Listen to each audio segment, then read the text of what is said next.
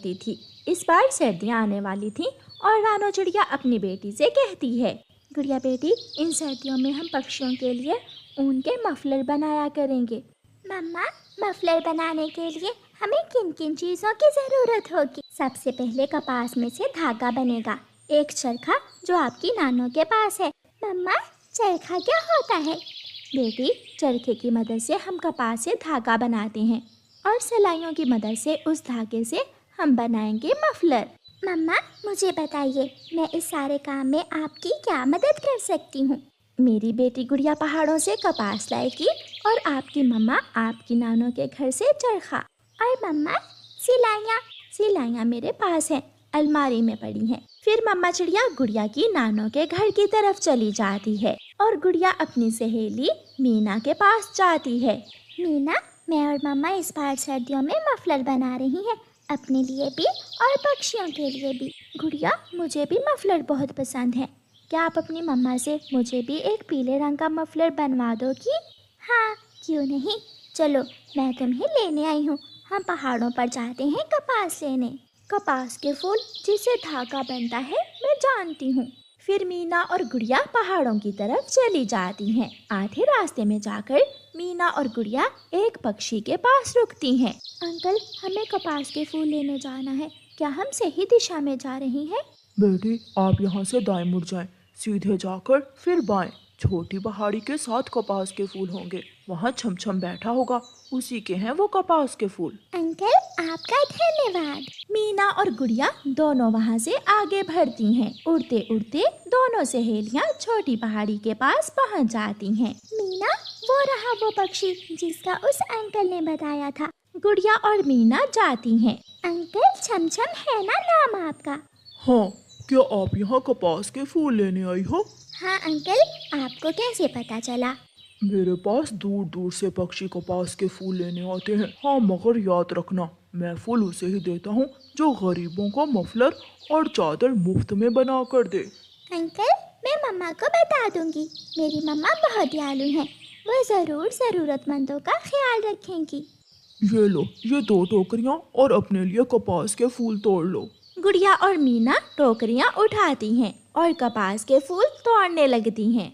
बेटी रानो, थोड़ा इंतजार करो, मैं चरखे को साफ कर देती हूँ। पिछले साल की कपास अभी तक इसके अंदर फंसी हुई है। माँ, इसकी ज़रूरत नहीं है, मैं घर जाकर कर लूँगी। ये लो बेटी, ये रंग हैं, लाल, पीला, नीला, गुलाबी और हरा।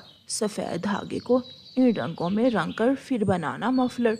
देखना, सबको बहुत पसंद आएंगे। गुड़िया और मीना कपास लेकर वापस होती हैं। गुड़िया और मीना बहुत तेजी से उड़ती हुई घर पहुंचती हैं। मम्मा चिड़िया भी चरखा लेकर घर आ गई थी।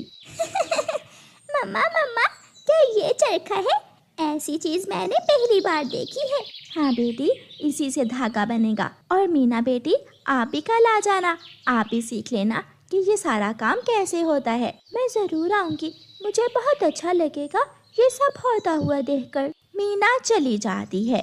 माँ बेटी थक गई थीं। वो शाम का दाना खाती हैं और लेट जाती हैं। मम्मा, कपास वाले पक्षी अंकल ने कहा था कि मैं कपास के फूल सिर्फ उन पक्षियों को ही देता हूँ जो गरीबों की मदद करें। गुड़िया बेटी, हम भी गरीबों को मफलर मुफ्त में दिया करेंगे और जरूरतमंदों का ख्याल रखेंगे। सुबह हो जाती है। मम्मा चिड़िया गुड़िया के उठने से पहले ही चरखा चला रही थी और धागा बना रही थी। गुड़िया भी उठ जाती है। मम्मा, मैं चरखा चलाने में आपकी मदद करती हूँ। फिर दोनों माँ बेटी धागा बनाती हैं। मीना भी आ जाती है। गुड़िया बेटी, आप चूल्हे पर पानी रखकर आग जलाओ, हम धागे को पक्का रंग चढ़ा दें। धागा तैयार हो जाता है। आंटी, सबसे पहला मफलर मेरा बनेगा, मैं बहुत एक्साइटेड हूँ। फिर मम्मा चिड़िया मीना के लिए पीले रंग का मफलर तैयार करती है। जब मीना मफलर पहनकर जंगल जाती है तो सब मीना से पूछते हैं, मीना, ये मफलर तुमने कहाँ से लिया है? कबूतर चाचा, मैंने रानू आंटी से बनवाया है ये मफलर। मीना, ये मफलर तो बहुत शानदार है, तुमने ये कहाँ से लिया है? तोते अंकल, रानू आंटी सबके लिए मफलर बना रही हैं। तोता, कबूतर, बुलबुल सब चिड़िया के घर पहुँच जाते हैं। सबको मिलेगा, लेकिन बारी बारी। चिड़िया, पहले मुझे बना कर देना लाल रंग का मफलर। देखो देखो, मैं आपके लिए अमरूद लाया हूँ। ठीक है कबूतर भैया, आप कल आ जाना। और बुलबुल, मैं आपको भी सफेद रंग का मफलर बना दूंगी। चिड़िया बहन, याद रखना मेरा मफलर हरे रंग का होना चाहिए।